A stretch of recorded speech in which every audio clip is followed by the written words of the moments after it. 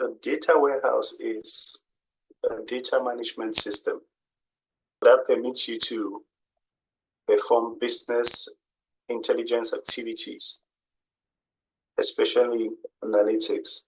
So imagine a regular warehouse. We have different types of things being stored in that warehouse. That's an analogy to what a data warehouse is, or what it is.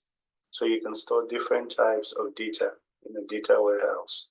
And the data warehouse is intended to perform queries and analysis on large amount of historical data. And since you can store different types of data, that means you can perform different types of data processing techniques in a data warehouse. We know in a relational database, you can perform an OLTP, so an online transactional process. That's for a relational database. For a non-relational database, you can perform OLAP or OLAP, the online analytical process, in a non-relational database.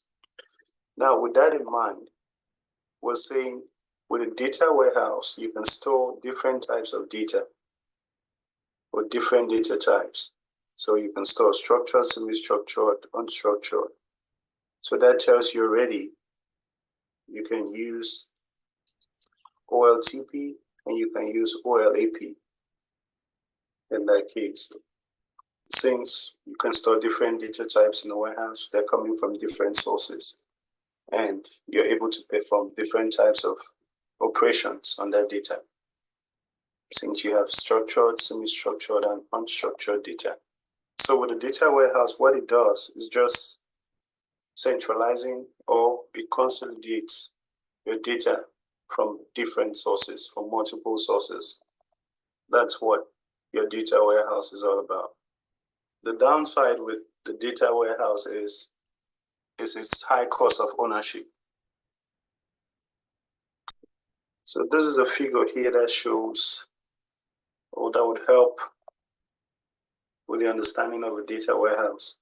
So let's say we have multiple sources for different data types. We have source 1, source 2, source 3, and source 4. Now here we have a data warehouse. Source 1 could be an OLTP source. So if we're dealing with bank transactions and we're dealing with OLTP sources, we know we're dealing with structured data. Data 2, this could be coming from a manufacturing plant. They have data from the start of a process to the end of a process. So you know you might have some form of semi-structured and unstructured data. And let's see, the third is from a customer resource management system or a CRM system. We know as well, with such a system, you have both structured and unstructured data, or structured, unstructured, and semi-structured data originating from that data source. And lastly, the last source or the other sources could be coming from different institutions or organizations, such as schools, plane manufacturing plants, and all of that. All those different sources, they have different data types. And once you put all of those into a single storage, such as a data warehouse, from this data warehouse, now you can use different business tools to analyze the data. You can have one person using Spark to analyze the data here to get, maybe they want to understand the demographic of students within a particular region. They could be using Spark to do that. The other person here is using Tableau, for example. They want to see which period of the year more customers buy a particular item.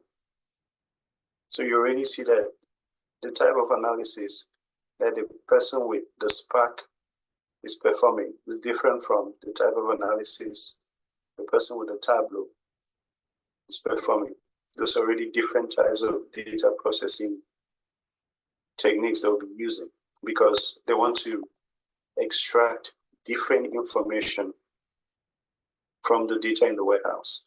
The outcome they want determines the process or the tool they'll use to analyze their data. So, and likewise, the last one that is reporting, you use a different technique. The person doing reporting could be using Python, for example, to analyze the data to get how many customers go to a particular store. So you see that from a data warehouse, you can use different tools to draw different insights from the data you have. So that's a general picture of what a data warehouse is and how it can be employed.